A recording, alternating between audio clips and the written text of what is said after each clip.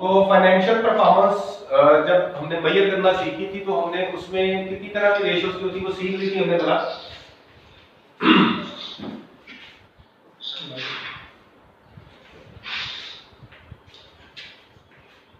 Profitability ratios, liquidity ratios और risk को major करना हमने तीनों को देख लिया था। Okay fine. तो इसको इंशाल्लाह ताला इन चीजों को हम रिवाइज करने का एक प्लान भी प्रिपेयर कर रहे हैं और वो प्लान भी आपके साथ शेयर हो जाएगा इंशाल्लाह ताला। और फिलहाल जो है हम आगे चलते हैं और नॉन फाइनेंशियल परफॉर्मेंस की तरफ चलते हैं। ओके हाँ जी, नॉन फाइनेंशियल परफॉर्मेंस से स्टार्ट करते हैं।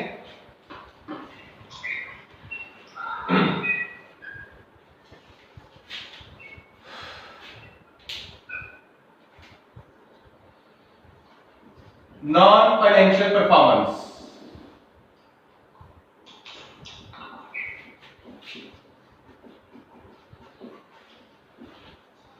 टॉपिक शुरू करने से पहले मैं हल्का सा रिकैप दे देता हूं।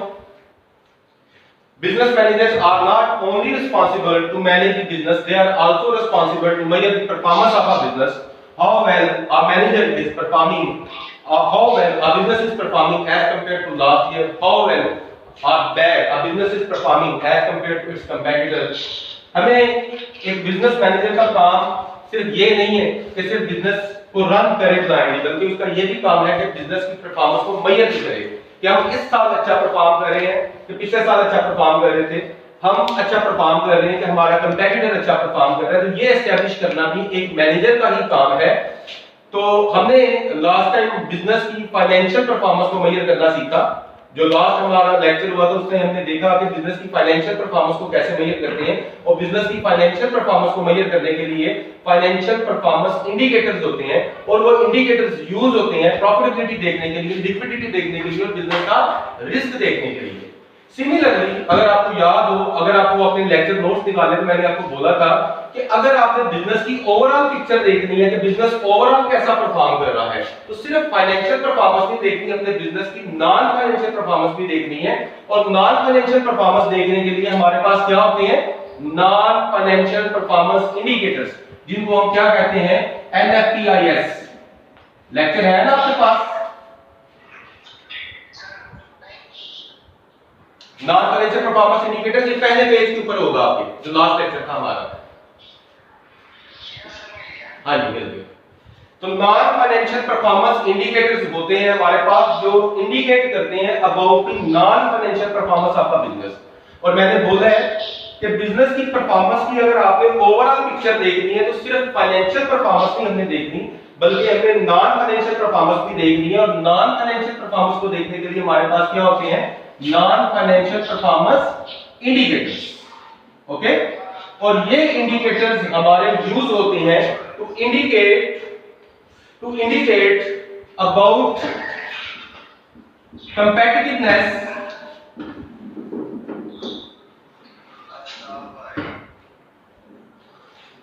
ये इंडिकेटर्स हमारे यूज होते हैं to indicate about competitiveness, excuse me,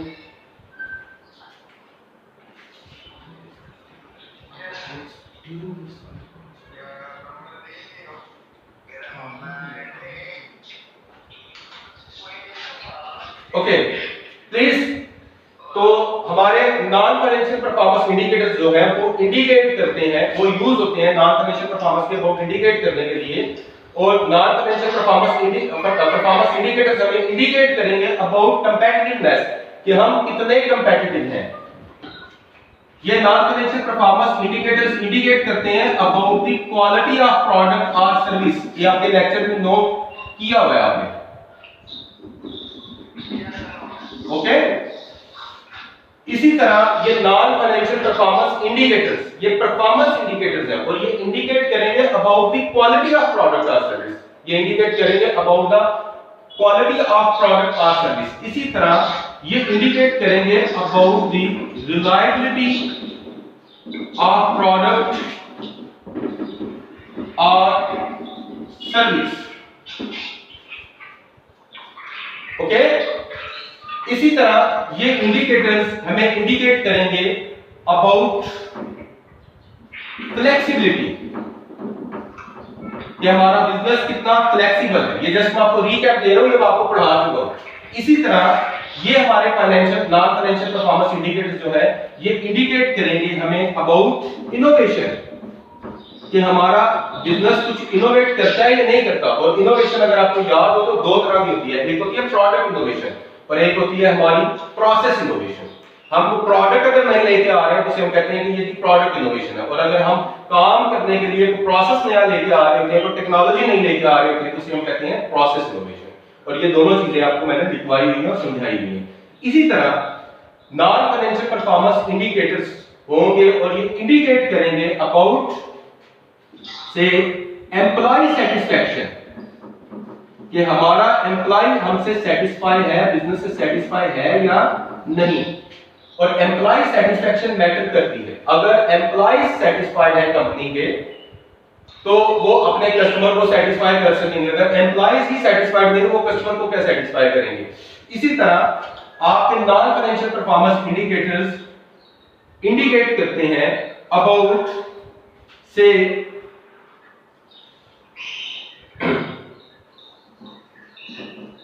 learning attitude, कि बिजनेस का जो एटीट्यूड है वो लर्निंग वाला है या नहीं है, वो लर्न करता है, नई स्किल्स एक्वायर करता है या नहीं करता।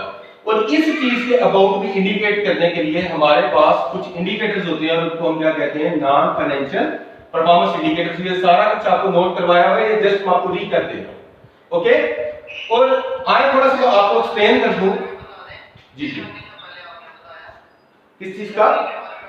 Okay, learning and innovation basically दोनों इकट्ठी टर्मिनोलॉजीज यूज होती हैं, और ये हम आगे एक टॉपिक पढ़ने जा रहे हैं, बैलेंस्ड स्कोर कार्ड। और बैलेंस्ड स्कोर कार्ड में ये बड़ा डिटेल में जाकर मैं आपको एक्सप्लेन करूंगा, लेकिन थोड़ा सा मैं आइडिया दे देता हूं कि बिजनेस के लिए बड़ा ही जरूरी होता है कि उसका जो एटीट्यूड हो वो लर्निंग वाला हो, लर्न करने वाला हो। आपने देखा होगा कि बहुत सारे बिजनेसेस जो है वो न्यू स्किल्स एक्वायर नहीं करते, अपने एम्प्लॉइज की ट्रेनिंग नहीं करवाते, तो ये एक अच्छा एटीट्यूड नहीं है। आज के दौर में जितना कंपेटिटिव हमारा एनवायरनमेंट जा रहा है, हमारे एम्प्लॉइज के पास न्यू स्किल्स जो है वो होनी चाहिए, और इस मकसद के लिए उनकी क्या करवानी चाहिए, ट्रेनिंग करवानी चाहिए। फॉर एग्जांपल जैसे मैं आपको बोलूं कि आपके जो ये कोचिंग इंस्टीट्यूट्स हैं जो ये कोचिंग प्रोवाइड कर रहे हैं, अगर वो अपने टीचर्स की ट्रेनिंग नहीं करवाएंगे, ट्रेनिंग के थ्रू लर्निंग होगी, अगर वो ट्रेनिंग नहीं करवाएंगे तो वो अच्छे से डिलीवर नहीं कर सकेंगे, नई चीजें डिलीवर नहीं कर सकेंगे। Is that clear? तो हमने ये मेजर करना है कि क्या फलां बिजनेस अपने एम्प्लॉइज की ट्रेनिंग करवा के उनको लर्निंग की तरफ लेके जा रहा है या नहीं लेके जा रहा है। अगर तो लेके जा रहा है तो वो एक बिजनेस के लिए एक अच्छा इंडिकेटर है कि ठीक है ये बिजनेस आगे बढ़ेगा। ओके, हाँ ठीक है। तो हमने इस चीज के अबाउट ऑलरेडी जस्ट मैं आपको एक रीकैप दे रहा हूं, और मैं आपको ये बताता चलूं कि एक बिजनेस के लिए जो परफॉर्मेंस मैटर करती है, बिजनेस बाय डेफिनेशन क्या है? बाय डेफिनेशन आप समझते हैं कि कोई भी लीगल एक्टिविटी और प्रॉफिट अर्न करने की गर्ज से किया जाए उसे हम कहते हैं बिजनेस। तो सर बिजनेस के लिए तो जो परफॉर्मेंस मैटर करनी चाहिए, जिस परफॉर्मेंस को हमें मेजर करना चाहिए, वो तो फाइनेंशियल परफॉर्मेंस है। हमें तो फाइनेंशियल परफॉर्मेंस चेक करनी चाहिए, क्योंकि बिजनेस का मेन ऑब्जेक्टिव ही प्रॉफिटेबिलिटी है। तो हम नॉन फाइनेंशियल परफॉर्मेंस क्यों चेक करें? हम क्यों चेक करें कि हमारी प्रोडक्ट क्वालिटी वाली है या नहीं? हम क्यों चेक करें कि हमारी प्रोडक्ट रिलायबिलिटी है उसमें या नहीं? हम क्यों चेक करें कि हमारा बिजनेस जो सर्विसेज दे रहा है वो फ्लेक्सिबल है या नहीं? हम क्यों चेक करें कि हम इनोवेटिव है या नहीं? हमारा एटीट्यूड लर्निंग वाला है या नहीं? और हम इनोवेशन लेके आते हैं या नहीं? हम ये क्यों चेक करें? जबकि हमारा तो ऑब्जेक्टिव जो है वो सिर्फ ये है कि हम चेक करें कि हमारा बिजनेस प्रॉफिटेबल है या नहीं। तो सर उसके लिए तो हमें सिर्फ फाइनेंशियल परफॉर्मेंस चेक करनी चाहिए, हम नॉन फाइनेंशियल परफॉर्मेंस क्यों चेक करें? हमें ख्याल रखना है in the long run financial performance depends upon non financial performance. आपको याद रखना चाहिए कि आपके बिजनेस की जो प्रॉफिटेबिलिटी है वो डिपेंड कर रही है किस चीज के ऊपर? नॉन फाइनेंशियल परफॉर्मेंस के ऊपर। अगर आपकी प्रोडक्ट क्वालिटी वाली नहीं है, आप खुद इमेजिन करें अगर आपकी प्रोडक्ट या जो सर्विस है उसमें क्वालिटी नहीं है, तो क्या कस्टमर फर्दर से परचेज करेगा? चाहे एक दफा तो परचेज कर ले, दूसरी दफा परचेज करेगा? नो वे, वो परचेज नहीं करेगा, वो आपकी प्रोडक्ट नहीं लेगा, वो आपकी सर्विस नहीं लेगा थोड़े अरसे के लिए। तो आप घटिया क्वालिटी की प्रोडक्ट प्रोवाइड करके या सर्विस प्रोवाइड करके अपने प्रॉफिट्स को बढ़ा सकते हैं, लेकिन नेक्स्ट टाइम वो कस्टमर आपके पास नहीं आएगा। और उससे अल्टीमेटली इफेक्ट किसके ऊपर आएगा? आपके बिजनेस की फाइनेंशियल परफॉर्मेंस के ऊपर। ऐसा ही है ना जी? बिल्कुल। इसी तरह प्रोडक्ट की रिलायबिलिटी, और बात यहां पर ये आती है सर प्रोडक्ट की क्वालिटी को हम कैसे चेक करें? आपने बोला है कि non financial performance indicators indicate करेंगे अबाउट क्वालिटी। वो कौन सा इंडिकेटर है जो अबाउट क्वालिटी इंडिकेट कर देगा? तो इसके लिए कई सारे इंडिकेटर्स हो सकते हैं। यहां पे तो हार्ड एंड फास्ट रूल नहीं होता, जैसे नेट प्रॉफिट रेशियो उसका एक इतना फार्मूला है, यहां पे ऐसा कुछ नहीं है। यहां पे अगर आपने क्वालिटी ऑफ प्रोडक्ट को चेक करना है तो there are number of things. आप इवन कस्टमर के रिपीट विजिट से ये जज कर सकते हैं कि हमारी प्रोडक्ट क्वालिटी वाली है या नहीं, हमारी सर्विस क्वालिटी वाली है या नहीं। बात फॉलो कर रहे हैं कि नहीं? आप क्वालिटी ऑडिट्स करवा सकते हैं, आप क्वालिटी टेस्ट करवा सकते हैं। ओके, इसी तरह आपकी प्रोडक्ट रिलायबल है या नहीं। रिलायबिलिटी ऑफ प्रोडक्ट सर ये चेक करना हमारे लिए जरूरी है, बिल्कुल जरूरी है। क्योंकि अगर आपकी प्रोडक्ट रिलायबल नहीं तो एक दफा तो बिजनेस, एक दफा तो कस्टमर आपकी प्रोडक्ट को परचेज कर लेगा, लेकिन अगर आपकी प्रोडक्ट रिलायबल नहीं है तो दूसरी दफा आपकी वो प्रोडक्ट परचेज नहीं की जाएगी। नॉर्मली जैसे यहाँ पे एक माइंडसेट बना हुआ है कि सर चाइना की प्रोडक्ट अच्छी नहीं होती। वो क्या बहुत सारी जो प्रोडक्ट्स हैं जो हमें भी अवेलेबल होती हैं बहुत अच्छी होती हैं, लेकिन एक नॉर्मल माइंडसेट यार ये चीज चाइना की है। बेसिकली वो माइंडसेट क्या होता है? वो यही होता है कि वो प्रोडक्ट हमारे माइंड में ये होती है कि ये रिलायबल है, इस पे रिलाय नहीं किया जा सकता। जैसे ये मोबाइल है यार ये चाइना का, ये एक दफा गिरा ना तो ये इस पे पल्ले कुछ नहीं रहना, कहते हैं ये चीज। मकसद यही होता है वो उस प्रोडक्ट के ऊपर हम रिलाय नहीं कर सकते। तो सर रिलायबिलिटी को कैसे चेक किया जाए? उसके लिए कौन सा इंडिकेटर है जिससे हमें अंदाजा हो जाए कि ये प्रोडक्ट रिलायबल है या नहीं? एक बिजनेस कैसे ये मेजर कर सकता है कि हमारी प्रोडक्ट पे रिलाय कस्टमर करता है या नहीं करता? भाई आपकी नंबर ऑफ रिटर्न्स जो होती हैं, कितनी रिटर्न्स हो रही है आपकी प्रोडक्ट, इससे भी एक बिजनेस जो है वो अंदाजा लगा सकता है कि हमारी प्रोडक्ट जो है वो कस्टमर उस पर रिलाय कर रहा है या रिलाय नहीं कर रहा। वारंटी क्लेम्स, अगर वारंटी क्लेम्स बहुत ज्यादा है, कस्टमर आपको बहुत ज्यादा वारंटी क्लेम कर रहे हैं, तो इससे भी एक अंदाजा हो सकता है कि आपकी प्रोडक्ट में कोई ना कोई मसला है, वो रिलायबल नहीं है, उस पर रिलाय नहीं किया जा सकता। तो these are the indicators like number of returns, warranty claims, ये वो आपके इंडिकेटर्स हैं जो इंडिकेट कर रही हैं किस चीज के about the reliability of product. बात फॉलो कर रहे हैं नहीं कर रहे? इसी तरह अगर आपको याद हो तो मैंने बोला था आपका बिजनेस जो है उसकी जो सर्विसेज हैं और उसके एम्प्लॉइज, दो चीजें हैं, वो फ्लेक्सिबल होनी चाहिए। अब फ्लेक्सिबल से क्या मुराद है? फ्लेक्सिबल से मुराद ये एम्प्लॉइज फ्लेक्सिबल होने से क्या मुराद है? एम्प्लॉइज फ्लेक्सिबल होने से मुराद ये है कि एक बिजनेस की कोशिश होनी चाहिए कि जो एम्प्लॉइज हायर करे वो मल्टी स्किल्ड हो, उनके पास स्किल्स एक से ज्यादा हो। अगर एक से ज्यादा स्किल्स होंगी तो वो एक से ज्यादा, लेट्स से अगर एक वर्कर जो है एक मशीन ऑपरेट कर रहा है और साथ में दूसरा वर्कर एक मशीन दूसरी ऑपरेट करता है, दूसरी तरह की मशीन ऑपरेट करता है, और अगर वो लेट्स से आज एब्सेंट है, ये दूसरा वर्कर जो मौजूद है वो उसका कोई ना कोई काम चला सकता है। इसकी मैंने काफी आपको डिटेल बताई थी लास्ट लेक्चर। और इसी तरह हमें अपनी स्किल जो सर्विसेज है उन्हें भी फ्लेक्सिबल रखना चाहिए। लेट्स से हमने एक रूल बनाया हुआ है कि क्लास में आपने पूरे टाइम पे एंटर होना है, उससे लेके 1 मिनट भी लेट नहीं होना, ये हमारा रूल है। और अगर कोई स्टूडेंट आगे कहता है सर मेरी बाइक पंक्चर हो गई तो मैं बोलूं नहीं बच्चे भी नहीं आ पा सकते, या सर मुझे कोई इमरजेंसी हो गई थी, या मुझे रास्ते में मसला हो गया था, नहीं रूल इज रूल। ये ऐसे नहीं होना चाहिए, बल्कि कुछ ना कुछ हमें फ्लेक्सिबिलिटी दिखानी चाहिए। एक हॉस्पिटल है और उन्होंने बताया हुआ कि जो पहले आएगा उसका पहले चेकअप होगा, पहले चेकअप होगा। अब अगर एक पेशेंट इमरजेंसी में आता है और वो कहता है कि लेट्स से मुझे बहुत पेन है, मुझे पहले चेक करें, और डॉक्टर वहां पे पेन नहीं, हमने चेक नहीं करना क्योंकि हमारा रूल है, नहीं, हमें फ्लेक्सिबल होना पड़ता है।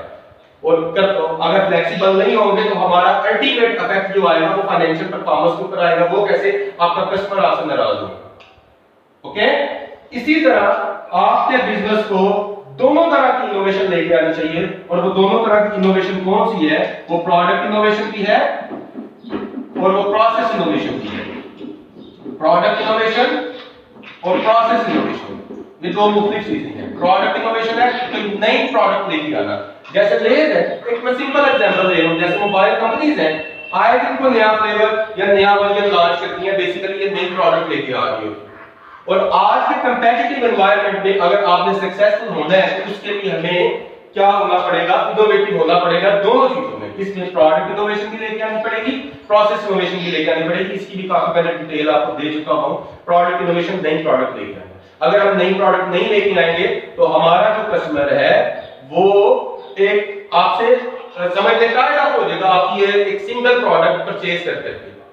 One of the best example Nokia, जिसे फादर ऑफ मोबाइल्स कहा जाता है, वो आज कहां पे है, कोई इसे परचेज नहीं कर रहा। ये मैं आपको एग्जांपल जो है वो पहले भी दे चुका हूं, और उसमें दोनों कमियां थी, ना वो प्रोडक्ट इनोवेशन कर रहा था, ना वो प्रोसेस इनोवेशन कर रहा था। ओके, इसी तरह हमारी एम्प्लॉय सेटिस्फैक्शन जो है ये बड़ा मैटर करती है। और सॉरी, तो प्रोडक्ट इनोवेशन को हम कैसे मेजर कर सकते हैं कि सर हमने प्रोडक्ट इनोवेशन की है या नहीं की। Number of new products launch in the last year, ये चेक कर लें, आपको पता चल जाएगा कि जनाब आप कितने इनोवेटिव हैं।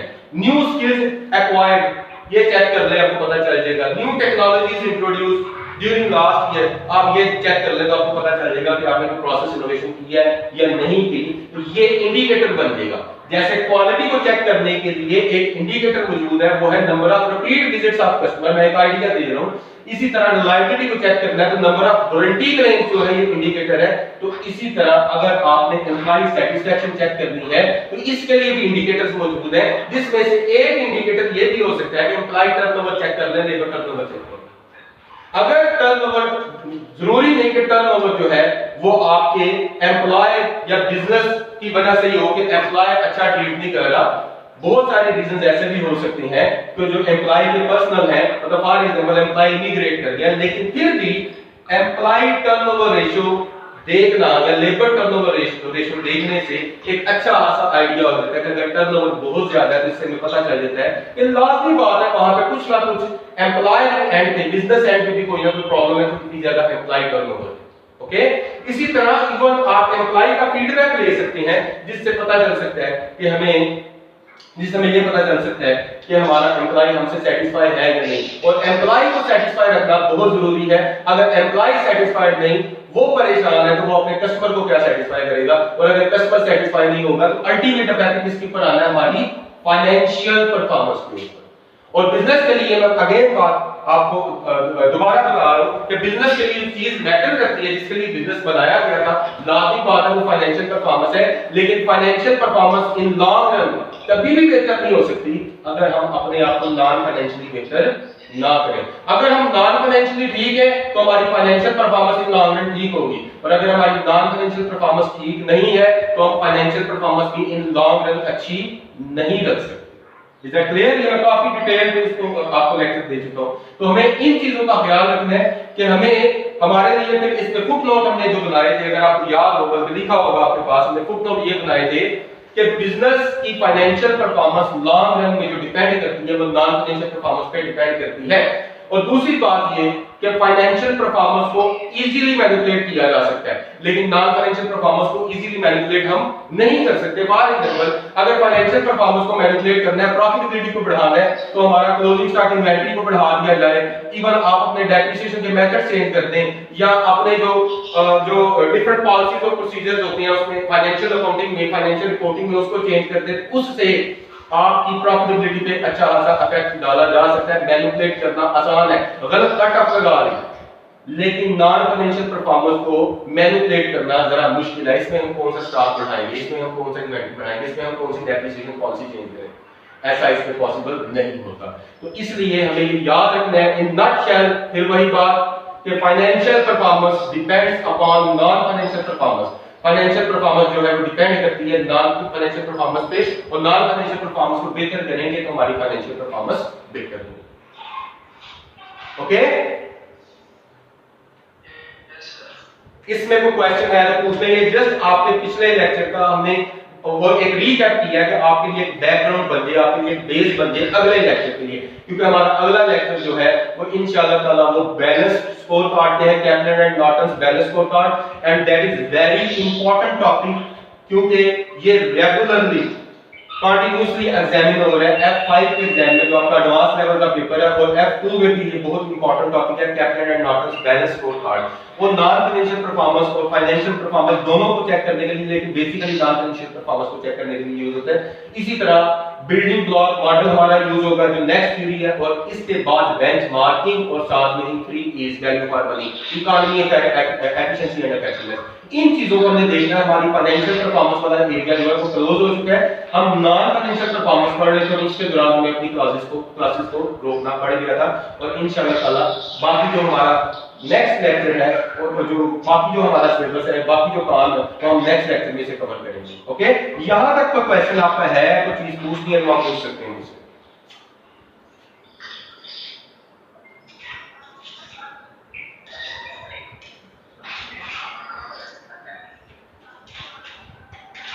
जी बच्चे को क्वेश्चन है इसमें?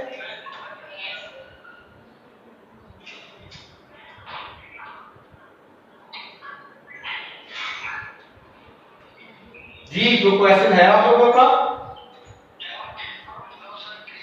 ओके, तो कल इंशाल्लाह ताला हम नेक्स्ट लेक्चर में बैलेंस स्कोर कार्ड करेंगे, और ये बहुत ही इंपॉर्टेंट हमारा टॉपिक है, और इसको हम इंशाल्लाह ताला एक्सप्लेन करेंगे।